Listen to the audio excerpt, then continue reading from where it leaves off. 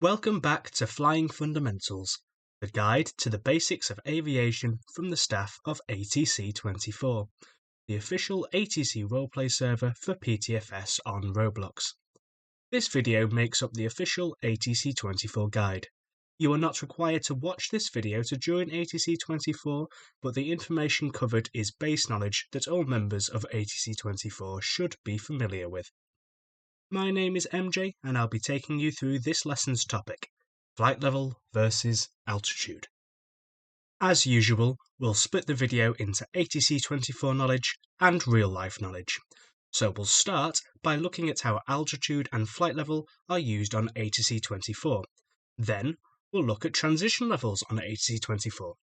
We'll follow that up with the semicircular rule, which is not required knowledge for ATC24, but you should probably know it anyway.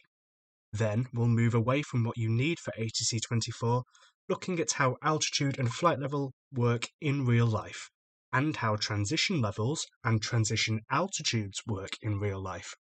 As ever, timestamps for the different sections are included in the video description. Let's start off with the basics of altitude and flight level, and specifically how they relate to ATC24. First up is altitude. Altitude is a distance measurement, typically in the vertical direction. It describes an object's height above something. In aviation, this is typically an aircraft's height above the ground. The unit of measurement for altitude in aviation across the world is feet.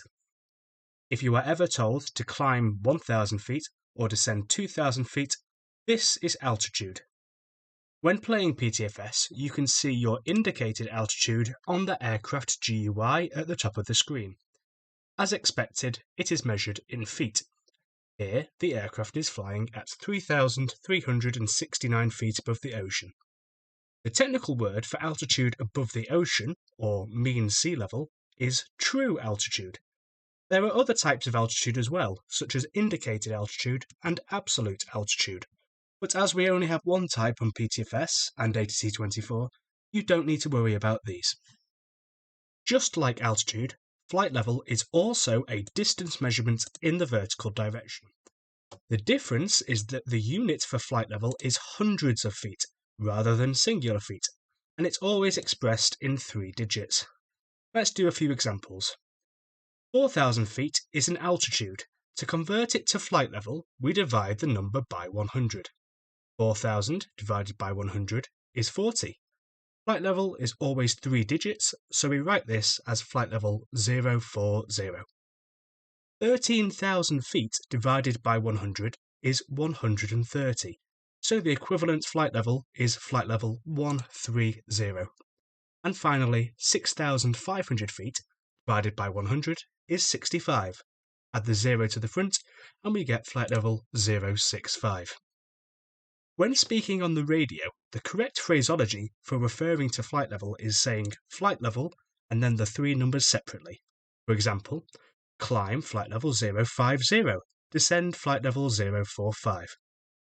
In some countries' phraseologies, if the leading number of a flight level is 0, this leading 0 will not be included in radio transmissions. So, for example, flight level 060 would be referred to as flight level 60. In all countries, however, flight level is always 3 digits when written down. One of the most common places to see a flight level written down is on flight plans. As you can see, this pilot has filed a flight level of 030, the equivalent of 3,000 feet. This is also known as the cruise level, as it is the flight level the aircraft will maintain for the majority of its flight. So, let's compare. Altitude and flight level are both measures of vertical distance, but altitude is measured in feet, whereas flight level is measured in hundreds of feet. Altitude is shown on your in-game aircraft UI, whereas flight level has to be calculated from this value. Flight levels are used to show aircraft cruise levels in flight plans. And finally, on the radio, altitude is pronounced as a single word. For example, altitude 2,500 feet. Altitude 1,000 feet, whereas the flight level numbers are pronounced individually, flight level 030. There are more differences between the two in real life, but for ATC24 roleplay purposes, altitude and flight level are simply different ways of representing the same thing, height above the ocean. But when do we use altitude and when do we use flight level? Well, that's all to do with something called a transition level, which we'll look at now. Here's our lovely plane, cruising the skies of ATC24. But should the pilot be using altitude or flight level when talking to ATC? Well, it all depends on whether they're above or below an imaginary line called the transition level. Here's our transition level. When flying above this line, we refer to our height in terms of flight level. Climb flight level 050, descend flight level 040. When below this line, we refer to our height in terms of altitude. Climb 2,000 feet, descend 1,000 feet. But what is the height of the transition level, abbreviated to TL, on ATC24? Well, in real life, the transition level is dependent on air pressure, and there has to be a buffer zone between flight levels and altitudes called a transition layer. But as ptfs does not simulate air pressure, ATC24 does not need this. Therefore, ATC24 makes use of a fixed transition level of 030, 3,000 feet, across the entirety of the ptfs map, encompassing all of its airports. Hence why you can find it listed on the fourth line of all of the airport's ATIS informations. So, at all times on ATC24, when flying at 2,999 feet or below, you should be using altitude over the radio. But as soon as you hit 3,000 feet or above, you should switch to flight level. This means that the lowest flight level you are allowed to refer to is flight level 030. Next, we're going to look at the semicircular rule. This is not required knowledge for ATC24, but we recommend you familiarise yourself with it anyway. The semicircular rule is a safety rule to provide vertical separation between aircraft flying in opposite directions. The most common form of the semicircular rule, and the form that ATC24 adopts, is the east-west rule, whereby aircraft flying between headings of 360 and 179, also known as eastbound, are only permitted to file odd cruise levels, such as flight level 030, flight level 050, flight level 070, etc. And aircraft flying between headings of 180 and 359, also known as westbound, are only to file even levels, such as flight level 040, flight level 060, and flight level 080. VFR aircraft also follow this ruling, but they add 500 feet to every level, as shown in the right-hand side of this diagram. This rule is not currently enforced on ATC24. However, it is very good practice to implement it when planning your flights, as some controllers may ask you to refile your flight plan with a corrected cruise level if this rule is not adhered to. We've now reached the end of the required knowledge you need to participate in ATC24 effectively. Feel free to click off the video now and have a lovely day.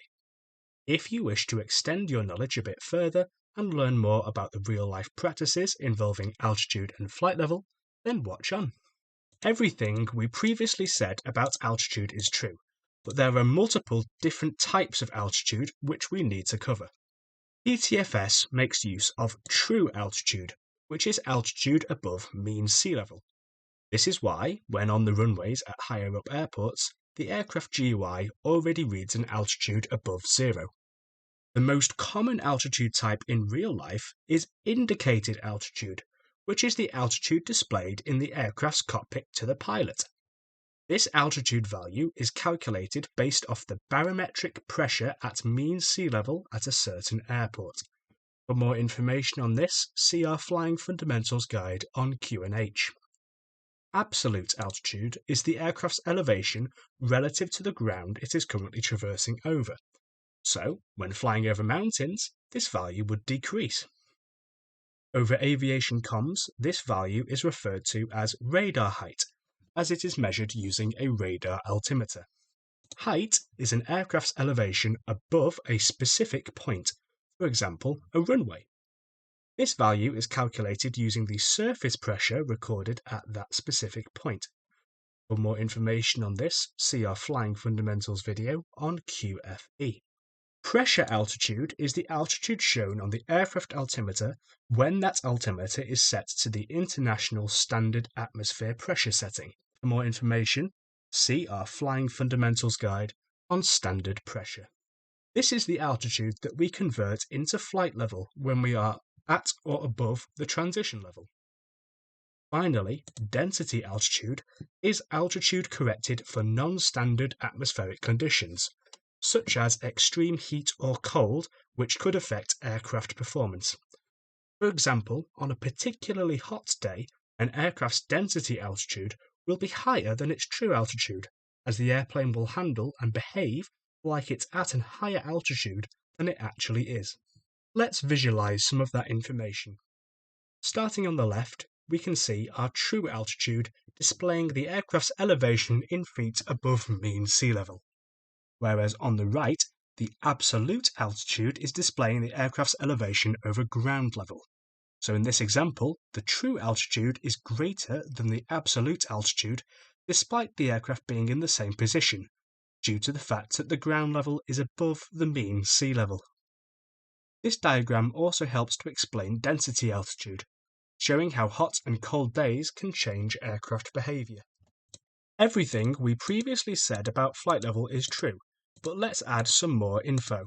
Flight levels are calculated from an aircraft's pressure altitude, which is the altitude shown on the aircraft's pressure altimeter when it is set to the International Standard Atmospheric Sea Level Pressure of 1013 hectopascals or 29.92 inches of mercury.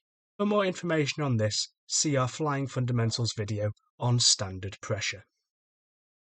Finally, let's look at how transition level actually works in real life and introduce a new concept, transition altitude.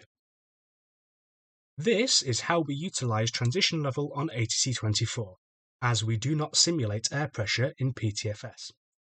In actuality, this version of transition level is actually two different concepts in one, transition level and transition altitude.